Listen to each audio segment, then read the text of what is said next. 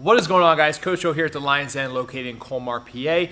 I have decided to switch up my training and take a more hypertrophy approach for the next several months. Goal is to get to the lowest body fat percentage that I've ever been to, and then I'm going to actually put on size steadily. But wanted to do this transformation kind of during this odd quarantine period, get my nutrition down and my training as well. So I've been working with Mike Israetel and RP Strength. They're helping me out with my programming, my nutrition, my training, as well as Dave Smith, who's a friend of mine, competitive bodybuilder. And with them, I have a solid team to get me to where I want to be. So today I'm going to take you through my back and trap training, so primarily just a back day, and kind of give you guys some pointers, some tips and thoughts as I go through this workout. So enjoy it and hopefully give it a shot and a try. I put my entire workout split on my Instagram, so if you're not following me, check it out, Zat Strength on Instagram, and it gives you the layout for the entire week, and I'll be going through each of those workouts on video, diving deeper into them. So let's go.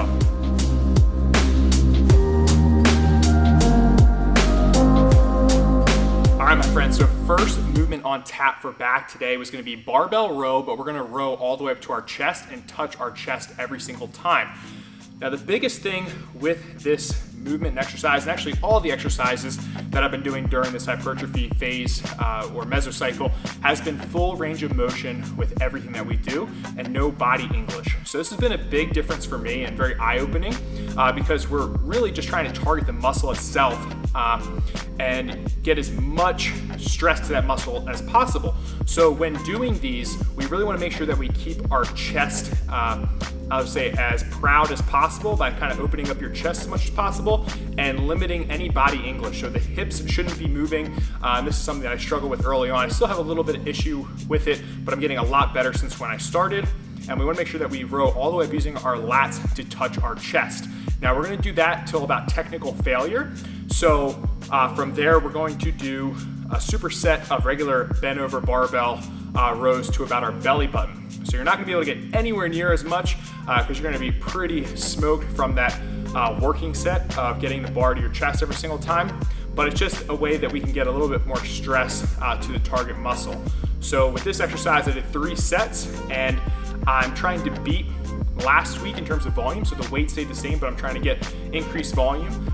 So I got about 18, and then that was a couple more than last week, and then I got a little bit more on my bent over rows as well for every set. So that's just a basic principle of progressive overload, and we'll do that until I'm no longer getting the proper stimulus or the fatigue is too high, and then we're going to take a deload or a low stress week and then get back after it.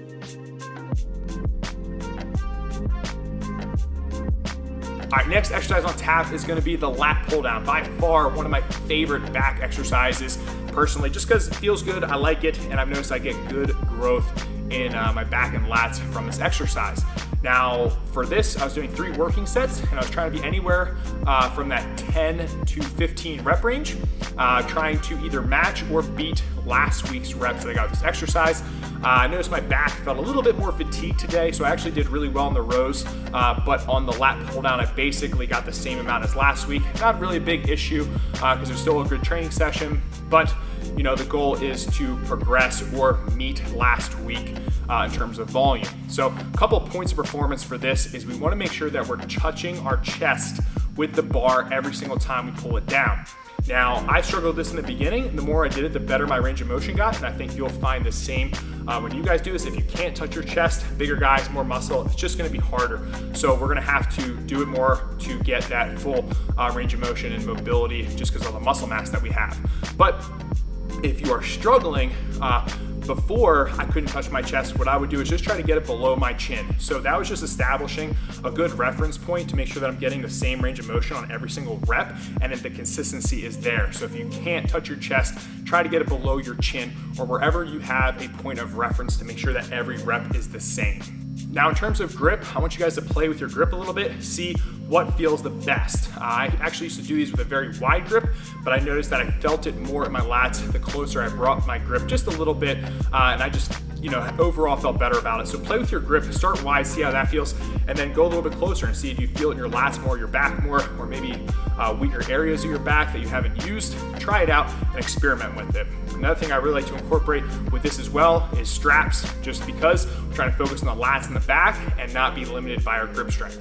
One of the biggest mistakes that I used to make is I would use tons of body English when trying to get the bar down to my chest, using tons of momentum and almost rocking back and forth. Now, one of the newer things that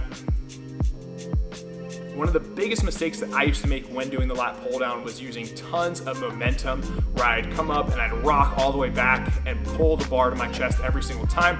Now, the issue with that is that we're now using other muscles to pull the bar to our chest instead of our lats. So we want to make sure that we can just target the lats solely to get as much growth and stress to them as possible. So keep it as strict as you can without using any momentum or body English. All right, next movement is going to be the barbell shrug. The main muscle we're working here is the traps. And for myself personally, the traps have been a muscle that I've really struggled with in terms of growing and getting bigger for whatever the reason is. I didn't train them when I was young, and they just haven't responded very well to the training that I do. You would think with strongman I'd have these huge, massive traps, but that's just not the case. So for me, it's been a weak point. Now, something that I have noticed that made a big difference in feeling my traps in the shrug has been playing with my grip width. I noticed that the wider that my hands were, the less I felt it in my traps, and the more narrow I got my grip, the more I could feel it in my traps. So play around with your grip like I've mentioned in other exercises, but just bringing my hands almost to exactly where my quads are has made a big difference in feeling it way more in my traps, and I feel like they have been growing a little bit throughout this mesocycle just simply on that. Now, the next thing that's really helped me is getting full range of motion with a shrug. I see most guys, and I did this before working with Dr. Mike, we just start with the barbell right at our hips and we shrug right up. But what Mike has taught me is to lengthen the trap as much as possible by almost letting your arms hang and then pulling all the way up and getting a little pause at the top. So you'll see in this video, I kind of let my arms hang a little bit. That's to just stretch out the tricep, get that full range of motion, and get as much amplitude at the top of the shrug. So anywhere from 20 to 30 reps. We're doing about 4 sets here, 4 good working sets, and you should definitely be feeling this. But play around with that grip, play around with full range of motion, using the trap as much as possible, and I think you're gonna love them.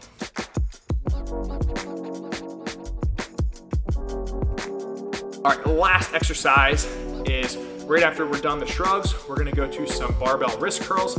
I use 115 for these, and basically we're just trying to blow up the forearms, grip strength. It's really good for just everything in general. If you're doing your strongman lifts, if you're doing powerlifting, jiu-jitsu, right? I kind of fall in line with all of those. Very big fan of grip strength. So what I like doing for these is using a false grip. So my thumb is gonna be wrapped over top with my fingers and not around the bar.